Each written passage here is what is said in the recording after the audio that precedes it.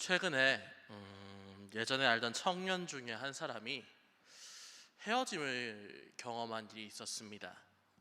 아직 젊은 친구라서 한 번 정도 헤어지는 게 그렇게 큰 문제냐라고 생각을 하고 소식만 듣고 딱히 얘기를 하지는 않았지요. 우리 청년분 아닙니다. 네. 근데 어느 날 이제 이 친구가 갑자기 이제 전화가 왔더라고요. 그렇게 전화가 와서 제가 딱히 묻지도 않았는데 자기 헤어졌다고 이렇게 얘기를 하면서 헤어진 이유를 이렇게 말합니다. 답답해서 헤어졌다. 도대체 뭐가 답답했냐라고 물으니까 이렇게 이야기하더라고요. 아니, 해줘야 할 때 해주지 못하잖아요 라고 이야기를 하더라고요. 뭘 해주지 못하느냐, 젊은 친구라고 했는데 사귀었던 남성이 모쏠이었습니다. 모태솔로. 근데 모태솔로는 사실은 진짜 모르거든요. 100일에 뭘 해야 되는지, 200일에 뭘 해야 되는지, 300일에 뭘 해야 되는지 몰라요. 그래서 처음엔 그냥 냅뒀는데 진짜 자기든 이제 100일에도 챙겨주고 200일에도 챙겨주고 300일에도 챙겨주고 생일도 챙겨줬는데 아무것도 안 하더래요.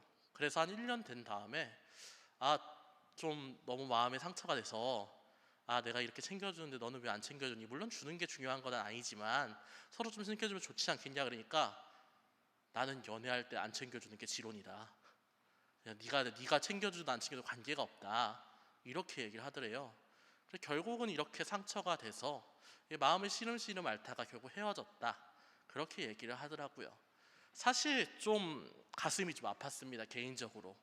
물론 좀 이제 사랑하고 하면 사람마다 이제 좀 형태가 다르겠지만 사실 표현을 조금은 해야 되잖아요.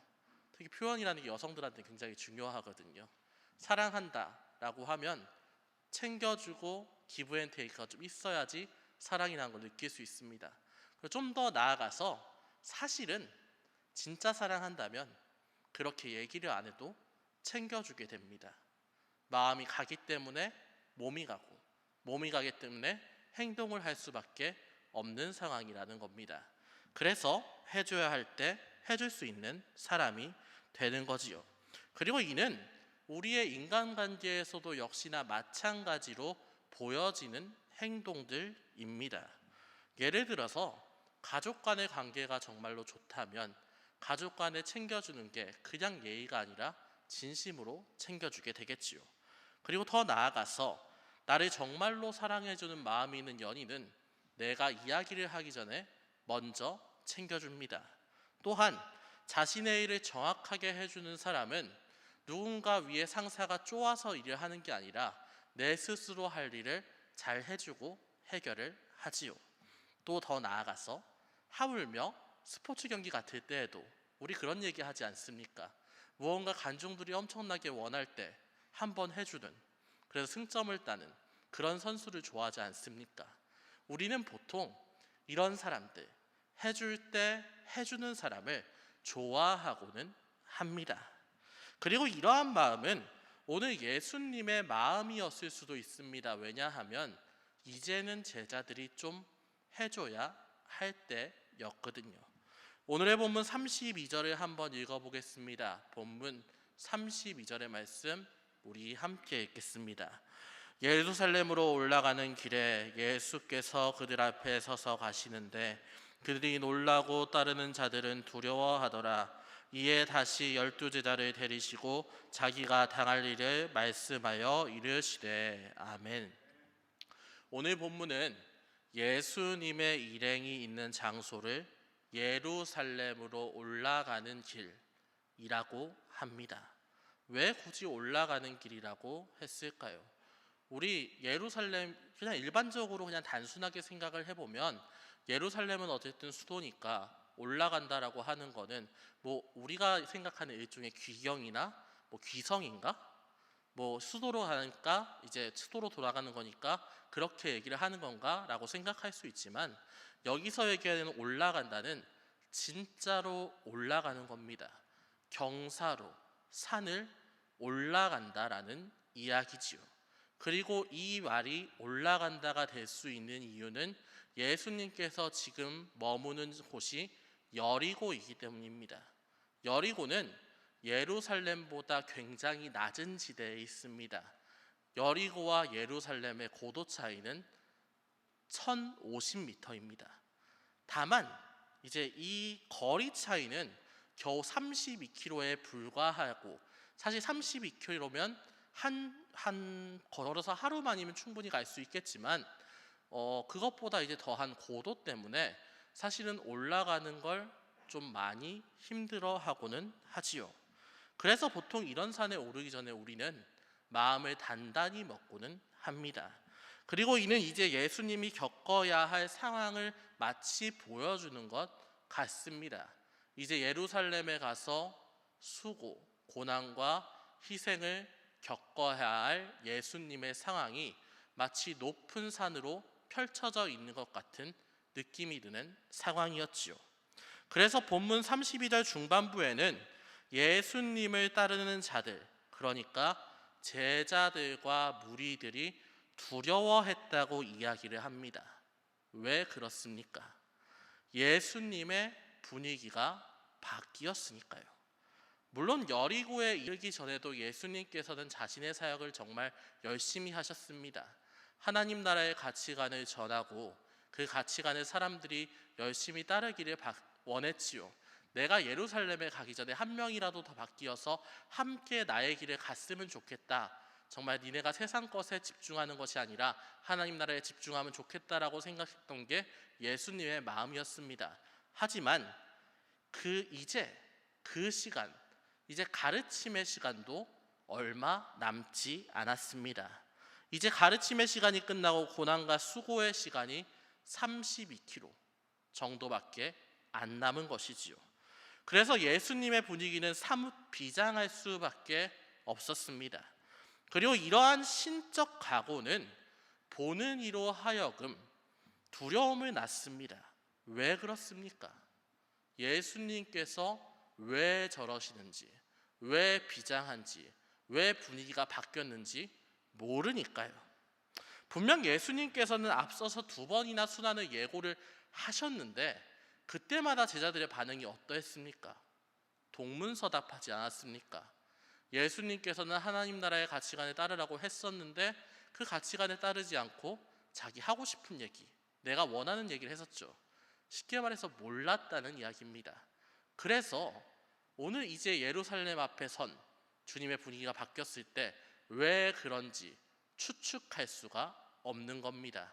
그리고 추측할 수 없다는 건, 모른다는 건 사람에게 강력한 두려움으로 작용하게 되지요.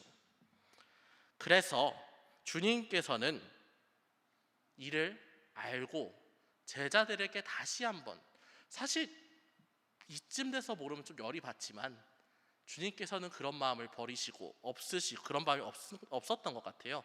주님께서는 그런 마음 없이 12제자를 데리시고 원어에 충실히 해석하면 12제자를 직접 다시 가까이에 부르셔서 왜 주님께서, 그러니까 당신이 분위기가 바뀌었는지에 대해서 되게 친절하게 설명을 해주십니다. 그게 33절과 34절의 말씀입니다. 우리 33절에서 34절 함께 읽어보겠습니다. 함께 읽겠습니다. 보라, 우리가 예루살렘에 올라가노니 인자가 대제사장들과 서기관들에게 넘겨지매 그들이 죽이기로 결의하고 이방인들에게 넘겨주겠고 그들은 능욕하며 침뱉으며 채찍질하고 죽일 것이나 그는 3일 만에 살아나리라 하시니라. 아멘. 세 번째 순환 예고입니다. 이제 예수님께서는 자신이 당할 일들을 아주 세세하게, 자세하게 알려주고 있습니다. 물론 앞선 첫 번째, 두 번째 순환 예고 때도 무슨 일을 당할지에 대해서 알려주셨지요. 하지만 이렇게까지 자세하게 알려주지는 않았습니다. 그리고 자세하게 알려주지 않은 이유는 아직 메시아의 비밀이 드러날 때가 아니었기 때문에, 좀 더 우리가 잘 아는 말로 하면 하나님의 때가 아니었기 때문에 그랬습니다. 예루살렘으로 가기까지 아직 많은 길과 많은 시간이 긴 시간이 남았는데 굳이 먼저 말하면 방해하는 세력이 더 많아질 수도 있고 더 나아가서 하나님의 일을 그르칠 수도 있기 때문에 굳이 자세하게 얘기하지 않고 적당히 얘기하신 겁니다. 하지만 이제는 드러날 때가 되었습니다. 그렇다면 예수님께서는 무엇을 드러내셨습니까? 먼저 예수님께서는 순환의 장소가 예루살렘이다 라는 것을 명확히 드러냈습니다. 물론 제자들도 여행 경로를 볼 때에 예수님께서 예루살렘으로 가는구나 정도는 추측을 할 수도 있습니다. 하지만 그 예루살렘이 목적지인지 아닌지, 예루살렘을 지나가시는 건지 아니면 예루살렘에 들려서 그냥 볼일 좀 보시는 건지 무엇을 할지에 대해서 정확하게 모르는 상황이었는데 오늘 예수님께서는 정확하게 자신의 목적지를 예루살렘이라고 한 겁니다. 그리고 예수님께서는 거기서 겪을 일에 대해서 이렇게 말씀을 하시죠. 먼저 대제사장과 서기관들에게 넘겨질 것이다. 이는 유대인들의 최고 의결기관, 당대 최고 권력자들이 모인 산헤드린 회의를 뜻하는 겁니다. 그리고 거기 넘겨진다는 뜻은 그들이 원하는 것과 반대되는 일, 지금 유대 사회에서 그러니까 세상에서 원하는 것과는 반대되는 길을 내가 가게 될 것이다. 그렇기에 예수님은 순환을 당할 수밖에 없습니다. 산헤드린은 결국 예수님을 죽이기로 결의하겠지요. 그리고 자신들 스스로 사람을 죽일 수가 없으니 지배자 로마의 법정에 예수를 넘길 겁니다. 그 다음에 유대인들에게 먼저 비난과 조롱, 능욕과 침뱉음을 경험하겠지요. 이러한 정신적 학대 후에는 육체적인 고통이 올 겁니다. 로마인들, 그러니까 이방인들에게 채찍질 당한다. 39가닥으로 엮어진 채찍에 군데군데 쇠구슬과 쇠조각, 뼈조각, 가시 등이 있는 그 채찍으로 예수님은 채찍질 당할 겁니다. 보통 노예를 칠 때의 채찍이 아니었지요. 이 채찍은 죽이기 위해서 만든 채찍이었습니다. 그래서 채찍을 맞으면 살이 묻어나고 정맥이 터지고 동맥이 때로는 드러나고 골격근이 찢겨나가고 뼈가 보이는 아픔을 경험합니다. 그래서 채찍질 중에 죽는 사람이 꽤나 많았다는 이야기가 있지요. 그 모진 고통 다 겪으신 후에 주님께서는 반드시 죽임을 당할 겁니다.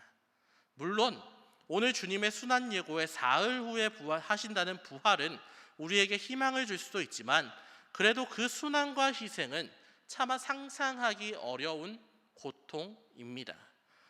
이게 주님께서 말씀하신 당신이 겪을 일입니다. 이렇게 세밀하고 끔찍한 미래를 제자들에게 말씀하셨다. 왜 그랬습니까?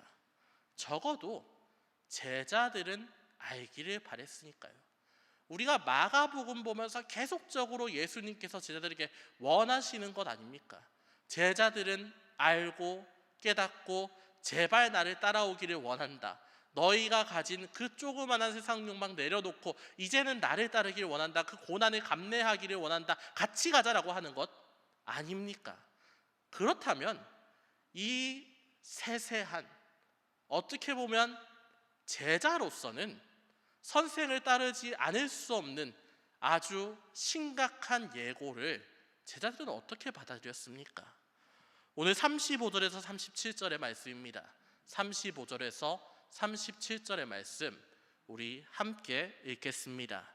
세베대의 아들 야고보와 요한이 주께 나와 여짜오되 선생님이여 무엇이든지 우리가 구하는 바를 우리에게 하여 주시기를 원하옵나이다. 이르시되 너희에게 무엇을 하여 주기를 원하느냐? 여짜오되 주의 영광 중에서 우리를 하나는 주의 우편에 하나는 좌편에 앉게 하여 주옵소서. 아멘. 주님, 저희를 주님의 우편과 좌편에 앉게 하여 주시옵소서. 이게 지금 할 말입니까? 게다가 이 말을 한 자는 주님의 핵심 제자라고 할 수 있는 세베대의 아들 야고보와 요한이었습니다.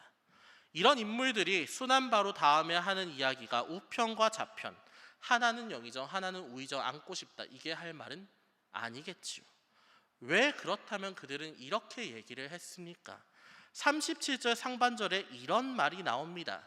주의 영광 중에. 주님께서는 그렇게 순환을 말씀하셨는데 그들에게 지금 보이는 건 영광입니다. 이제 예루살렘으로 올라가면 나 고생당할 거다, 고문당할 거다, 희생당할 거다. 주님께서는 그렇게 얘기하고 있는데 그들의 눈에 비친 건 그 순환이 아니라 영광이었다는 이야기지요.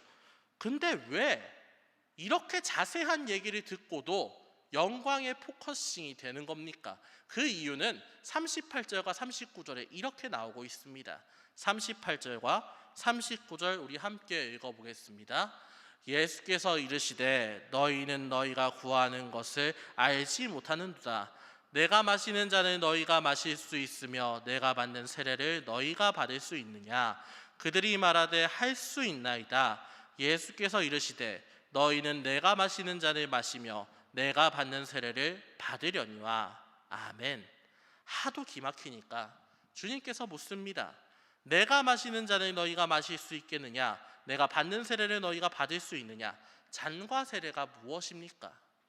잔은 보통 하나님께서 인간에게 어떤 몫을 주시는 것, 어떤 몫을 주실 때 이제 상징하는 용어라고 할 수 있습니다. 그래서 기쁨과 번영, 은혜의 잔이라고 표현되는 경우도 있지만 성경에서 이런 경우는 굉장히 드물고 대부분의 잔이라는 이야기는 하나님의 진노와 심판을 뜻하는 경우가 많습니다. 흔히 진노의 잔이라는 표현이 쓰이고는 하지요. 그리고 다음으로 세례는 기꺼이 하나님 아들로서의 임무를 완수하는 것, 기꺼이 하나님의 아들로서의 임무를 완수하는 것을 뜻합니다. 주님께서 언제 세례를 받으셨습니까? 주님께서 언제 세례 받으셨죠? 세례 요한한테 요단강에서 세례를 받으셨지요. 그 세례 받으시고 무슨 일이 있었죠? 비둘기 내려와서 이는 내 사랑하는 아들이요 내 기뻐하는 자라 라는 말씀이 있었습니다.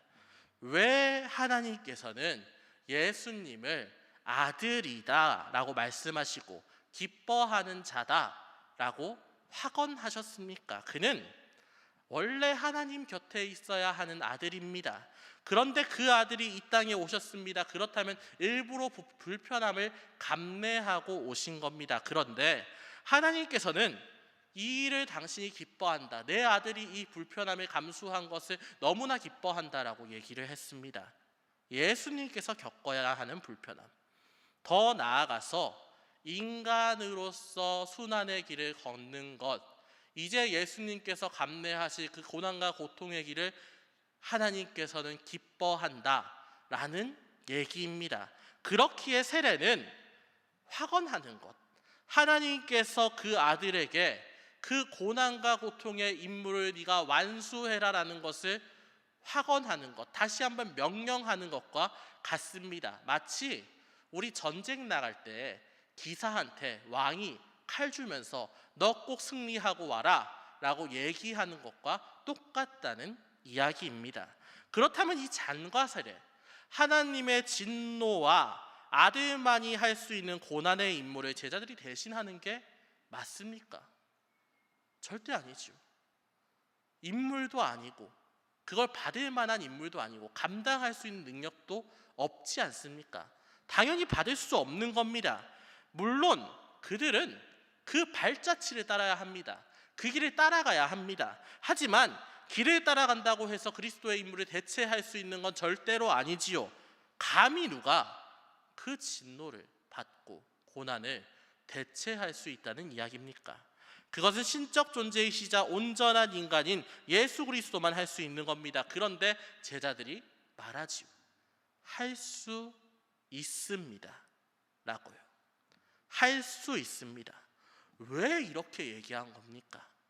그냥 예수님의 순환 이야기가 들리지 않아서 부정하고 싶어서, 아니 그거 금방 까먹었으니까, 아니면 아직도 주님의 길을 부인하고 싶기 때문에 계속적으로 그냥 밀어내기 때문에 그런 겁니까? 영광만 보이기 때문에? 정확히는 뭐 그것도 맞겠지만 정확히 얘기하면 무지한 겁니다. 물론 제자들에게 주님께서 죽으시고 살아난다는 이야기가 확실하게 꽂히지는 않았겠지요. 하지만 사람이 한 3번 정도 얘기하면 그래도 내가 고생한다 이 정도 얘기는 알아먹을 수 있습니다. 그러니까 주님께서 지금 우리 선생님 고생하신대 하는 이야기 정도는 알아들을 수 있습니다. 근데 그 사실을 알고도 내가 할 수 있습니다. 내가 진노의 잔을 받을 수 있고 세례를 받을 수 있다, 내가 그 고난 갈 수 있다라고 얘기하는 것은 진짜로 갈 수 있다고 생각을 했기 때문입니다. 그거를 주님과 같은 고난의 길을 내가 걸어야겠지요라고 생각을 한 게 아니라, 주님께서는 메시아시고 결과적으로는 큰 영광을 보시기 때문에 그 큰 영광에 비하면 이 작은 고난 정도는 감내할 수 있지 않을까, 그 정도는 충분히 할 수 있지 않을까? 결과적으로는 내가 좌의정 우의정 좌의정 영의정 해야 되는데, 내가 주님께서 그리고 메시아인데 메시아가 겪을 고난이 그렇게 크진 않을 것 같다, 자기 스스로 생각을 하고 이것 정도는 내가 그래도 대신 감내할 수 있다, 뭐 잘 넘어가겠지, 이렇게 생각을 한 겁니다.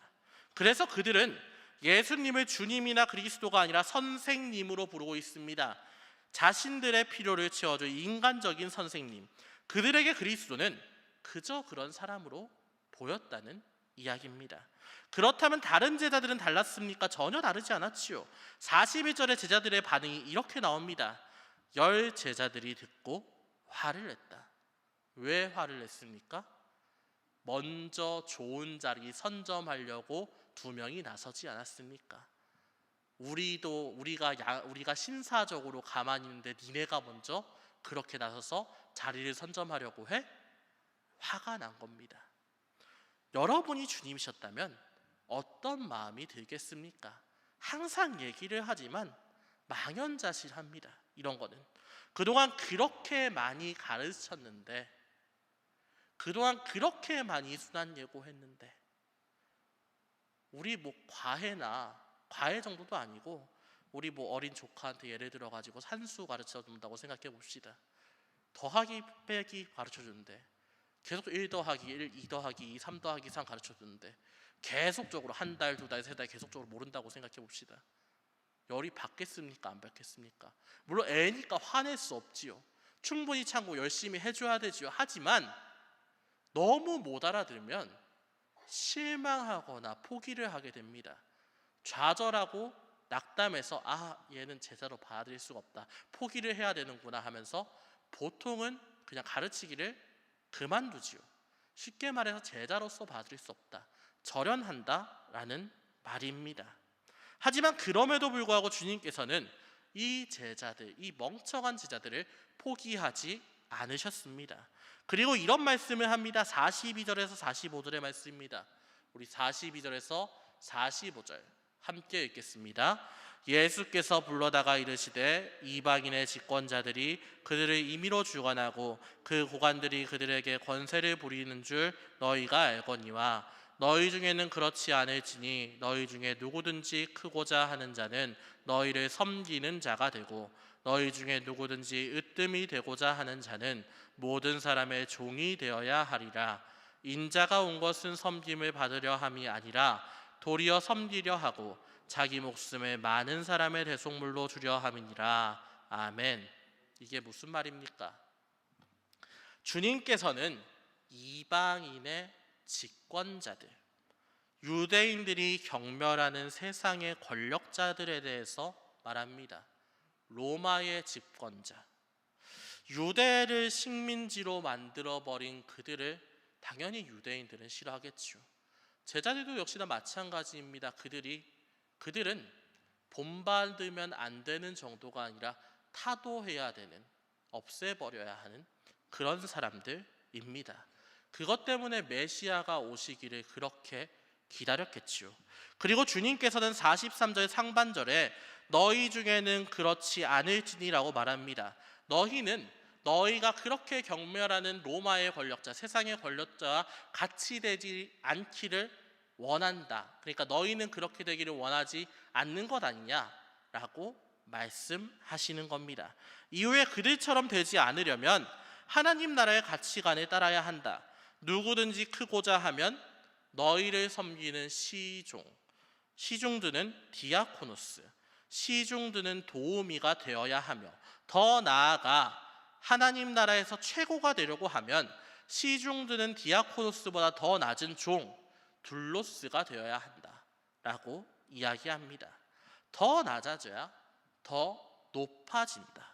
왜 주님께서는 굳이 이방인 집권자들까지 들먹이면서 이렇게 이야기를 하십니까? 그건 지금 제자들의 모습이 그렇게 경멸하는 로마인 집권자, 이방인 집권자들과 전혀 다를 바가 없기 때문입니다.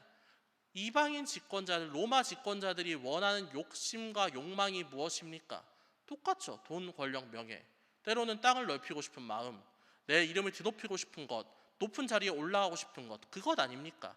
그런데 제자들이 지금 주님 앞에 가서 우편 좌편 앉혀주세요, 영의정 우의정 시켜주세요, 이게 뭐가 다릅니까? 똑같은 겁니다. 그들이 그렇게도 경멸했던, 너무나 싫어했던 사람과 지금 제자들, 그리스도인이라는 제자들은 똑같은 길을 걷고 있는 겁니다. 그렇기 때문에 너희는 그 우를 범하면 안 된다. 너희가 지금 그런 바보 같은 짓을 하고 있다라고 이야기하는 거지요. 그리고 다르게 행동해 라고 말씀하고 있는 겁니다. 그리고 이런 주님의 말씀은 우리에게도 마찬가지입니다. 오늘 제자들의 모습은 우리의 모습이니까요. 오늘 주님은 제발 제자들이라도 좀 나를 따랐으면, 이제 좀 해줬으면 하는 마음으로 계속적으로 이렇게 어떻게 보면 구차하게 남녀 사이 얘기를 자꾸 하게 되는데, 우리 남녀 사이에 싸움 나면 사실 계속적으로 말을 하는 사람이 착한 사람이지만 주도권을 뺏기는 사람입니다. 근데 주님께서는 계속적으로 제자들에게 말시키고 있지요. 말시키고 가르치고 어떻게든지 무언가 끈을 안 놓으려고 노력을 하고 있습니다. 그리고 이러한 주님의 마음은 사실 사회가 흉흉해지고 주님을 배척하는 사람이 많아질수록, 더 나아가 주님 없이도 살 수 있다고 생각하는 사람이 많아질수록 주님께서 우리에게 품는 마음과 매 한 가지입니다. 제발 이제 좀 해줬으면 하는 마음은 제자들뿐만이 아니라 우리에게도 향하는 마음이라는 이야기입니다. 무엇을 해주기를 원하는 겁니까? 돈과 명예 권력을 한 손에 쥐고 세상의 높은 자리에 올라가서 이 모든 것 주님께서 해주셨습니다, 나는 주님의 은혜 받았습니다, 주님 감사합니다, 그거 해주기를 바라는 겁니까? 그거는 잘못된 신학입니다. 흔히 이거를 번영신학이라고 이야기를 하지요. 그렇다면 주님께서 바라시는 것은 무엇입니까? 주님께서는 여러분의 위치가 상관이 없습니다. 여러분이 높은 자리에 있든 낮은 자리에 있든 어디에 위치해 있든 상관이 없습니다. 왜냐하면 높든 낮든 주님께서 들어쓰시면 되는 거니까요. 그냥 그거는 물론 내가 불편해서 기도할 수는 있는 부분이지만, 그리고 주님께서 들어주시기도 하지만 주님의 뜻에 맞지 않는다면 그거는 의미가 없다는 이야기입니다. 그렇다면 무엇이 중요합니까? 모든 상황 속에서 섬기는 게 중요합니다. 내가 높은 자리에 있든 낮은 자리에 있든 어떤 상황에 있든 남한테 마음을 내어주는 것, 진심을 다하는 것, 내가 좀 더 낮은 자리로 가고자 노력하는 것, 그게 훨씬 더 중요하다는 겁니다. 물론 그거 한다고 다 포기하라는 거 아닙니다. 주님께서도 열심히 가정생활하고 직장생활하고 공부하고 하는 것 기뻐하십니다. 그런데 학교에서, 직장에서, 가정에서 그 열심히 한 것을 기반으로 군림하고 지배하고 남을 무시하는 삶을 사느냐, 아니면 그거 말고 남과 교제하고 사랑하고 내가 그래도 이 사람을 서로 떠받들어 줄 수 있는, 섬겨줄 수 있는 사람으로 사느냐, 이게 하나님께서 중요하게 보는 이야기입니다. 라는 것이지요. 그리고 오늘 주님의 말씀에 따를 때 그렇게 못할 경우 우리는 신앙인으로서의 존재 가치가 없어지는 겁니다. 그냥 부침을 겪고 때로는 그럴 수 있다 정도가 아니라 오늘 말씀은 신앙인의 가치가 없어진다라고 이야기를 합니다. 오히려 더 추해지겠지요. 적어도 세상 사람들은 대놓고 욕망 부리면서 직설적으로 그것들을 말하는데 우리는 앞에서는 깨끗한 척, 고상한 척, 그리고 무언가 고급스러운 척 하면서 뒤에서는 똑같은 욕망을 추구하면서 나쁜 짓 하고 있는 것 아닙니까? 전혀 다른 삶이 아니라는 겁니다. 그것만큼 추한 삶이 어디에 있겠습니까? 모두가 그렇게 산다고 해도 우리는 그렇게 살면 안 되는 그리스도인이라는 이야기입니다. 그래서 주님께서 말씀을 하십니다. 39절 하반절에 이와 같은 말씀이 있습니다. 너희는 내가 마시는 잔을 마시며 내가 받는 세례를 받으려니야. 아까 얘기했던 이 잔과 세례, 우편과 좌편을 원했던 야고보와 요한도 결국은 주님 가신 이후에 주님을 위해서 죽어갔습니다. 주님 살아계실 때는 오해하고 영광만 취하려 했지만 결국 그들도 자신한테 합당한 잔과 세례를 받았습니다. 그리고 우리도 마찬가지입니다. 우리가 아무리 세상 욕망 추구하고 살아간다 해도 결과적으로는 그리스도인으로서 살아가는 이상 우리가 죽는다라는 얘기가 아니라 나한테 합당한 잔과 세례를 받을 수밖에 없습니다. 감내할 수밖에 없습니다. 그렇다면 그 잔과 세례를 명예롭게 받으시겠습니까? 아니면 명예롭지 못한 길을 계속 가다가 끝에 들어서서 겨우 받아내시겠습니까? 살아가는 여러분이 결단하기를 원합니다.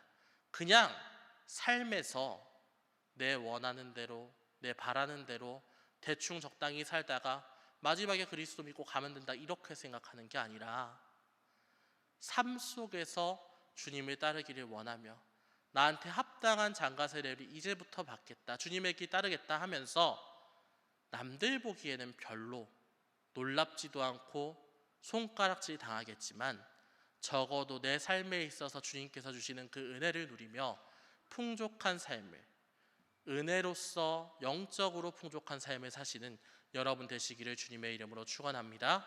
우리 이 시간에 기도하겠습니다. 사랑과 은혜가 충만하신 하나님 아버지 감사합니다. 오늘 주님의 말씀을 듣고 우리가 다시 한번 마음을 다잡습니다. 하나님 아버지, 계속적으로 이 마가복음 말씀을 통해 주님께서는 우리가 하나님 나라의 가치관을 따랐으면 좋겠다, 제발 따라라, 이제는 좀 해줘야 된다 라고 촉구하며 오셨습니다. 그리고 이제 우리도 생각하게 됩니다. 우리는 그런 삶을 살고 있는가?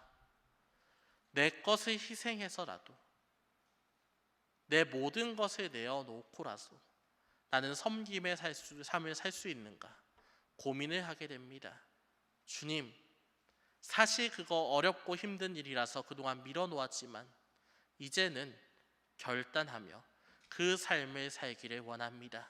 뭐 대단한 일을 하겠다는 게 아니라 내가 처한 상황 속에서, 가정에서, 직장에서, 학교에서, 가족 간에, 연인 간에, 친구 간에 그런 섬김을 해 나갈 수 있는 우리 청년부가 될 수 있도록 주님께서 이끌어 주시옵소서.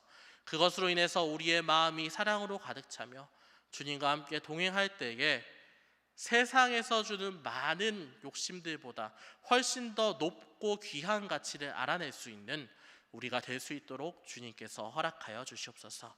그 모든 것 주님께서 이끄실 것을 믿사오며 거룩하신 우리 주 예수 그리스도의 이름으로 기도합니다. 아멘.